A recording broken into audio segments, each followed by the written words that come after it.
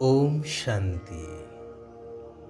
सर्वशक्तिमान सर्वज्ञ सर्वगुणर सागर सर्वमय कर्ता निराकार परमात्मा शिव बाबांकर श्रेष्ठ ज्ञान आधार निजकु सर्वगुण संपन्न करैबार पुरुषार्थ करुथिबा महान आत्मा मानंकु हृदयर सहित ईश्वरीय शुभ अभिनंदन शुभेच्छा शुभकामना सुप्रभात सुस्वागतम।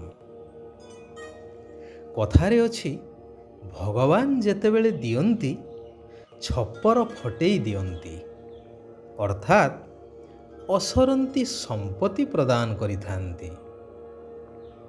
थरे जणे लोक मंदिर को जाई कहिले, प्रभु आपण कुआडे जाहाकू दियंती तार भंडार भरपूर हो जाए, पीढ़ी पीढ़ी खाइले बोइले सरे नहीं, तेबे मो उपरे टिके दया करुनाहांती काहींकी?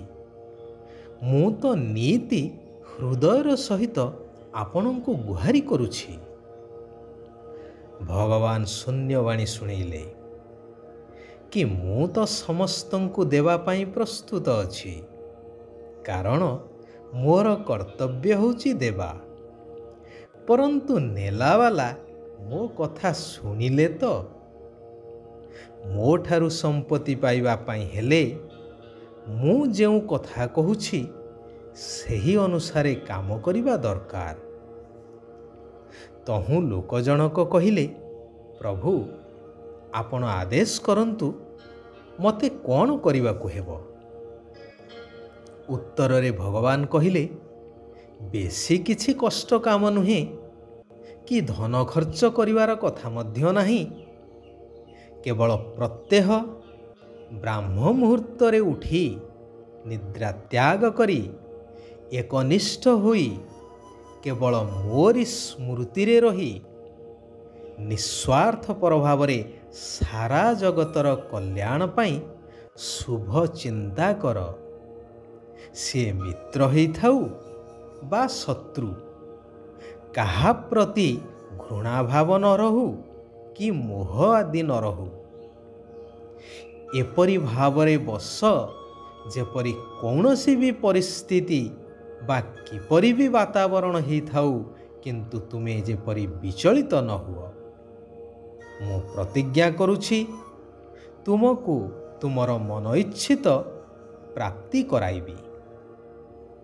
लोकटी अति आनंद रे प्रभुंक उद्देश्य रे प्रणाम जणाई घर को फेरिले। भगवान को कहिबा मुताबक कार्य मध्य आरंभ करिदेले। ब्राह्म मुहूर्त रे उठी बसिबाटा सबुदिनर जेपरि अभ्यासगत हो गला।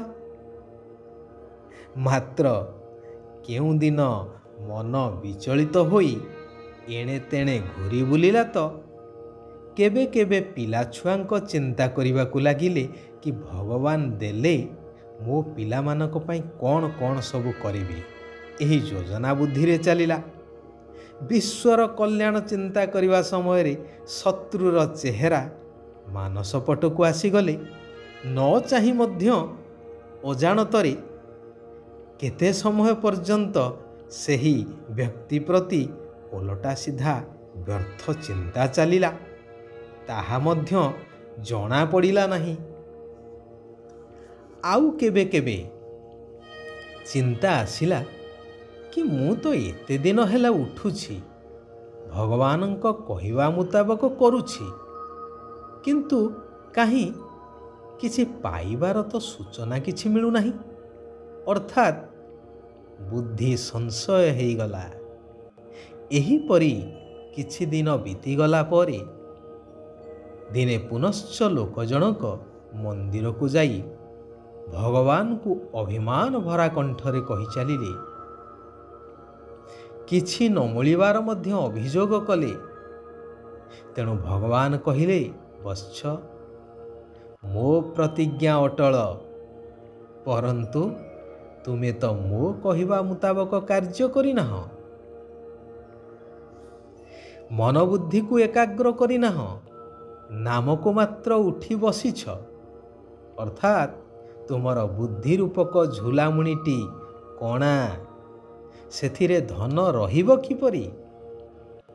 କାହାଣୀଟି କହିବାର ତାତ୍ପର୍ଯ୍ୟ, ବର୍ତ୍ତମାନ ଭଗବାନ କହୁଛନ୍ତି, ହେ ମୋର ଆତ୍ମିକ ସନ୍ତାନଗଣ, ତୁମ ସମସ୍ତ ଆତ୍ମାମାନଙ୍କର ମୁଁ ହେଉଛି ଏକମାତ୍ର ସ୍ୱାମୀ।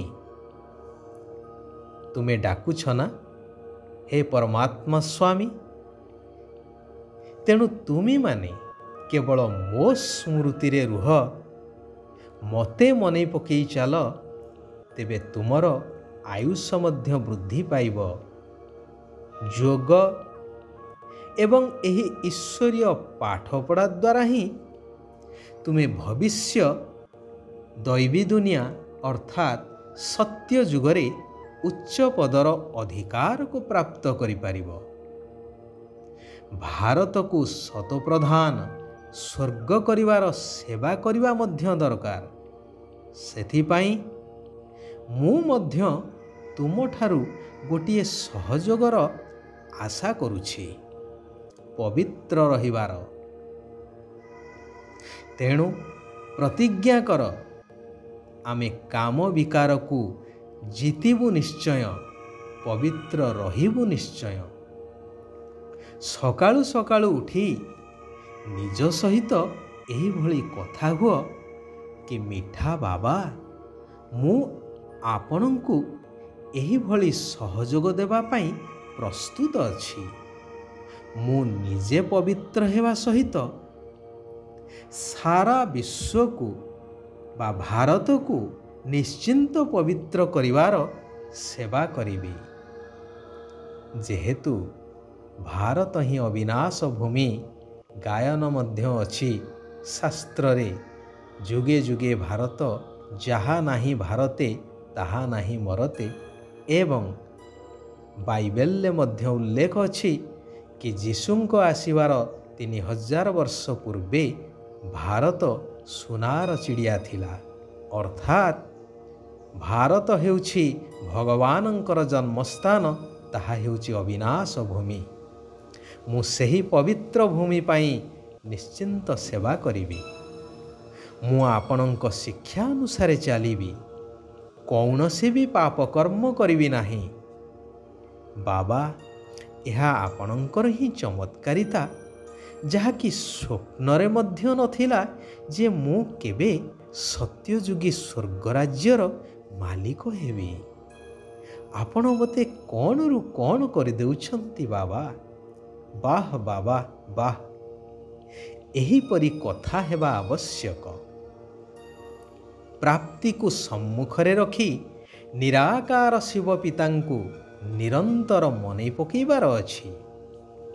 ଶିବ ବାବା କହୁଛନ୍ତି, ମହାବୀର ହୋଇ ପ୍ରତ୍ୟେକ ସମସ୍ୟାର ସମାଧାନ କରୁଥିବା, ସର୍ବଦା ନିର୍ଭୟ ଏବଂ ବିଜୟୀ ହୁଅ।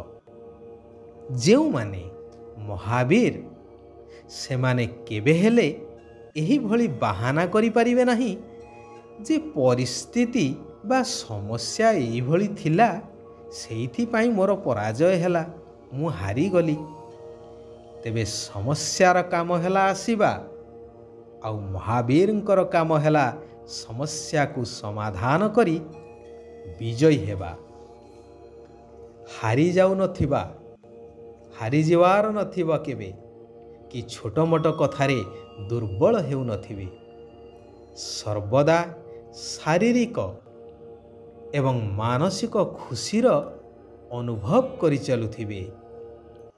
କେବେ ଉଦାସ ହେବେ ନାହିଁ, କି ଦୁଃଖର ଲହଡ଼ି ସେମାନଙ୍କ ପାଖକୁ ସ୍ୱପ୍ନରେ ସୁଦ୍ଧା ଆସିପାରିବ ନାହିଁ।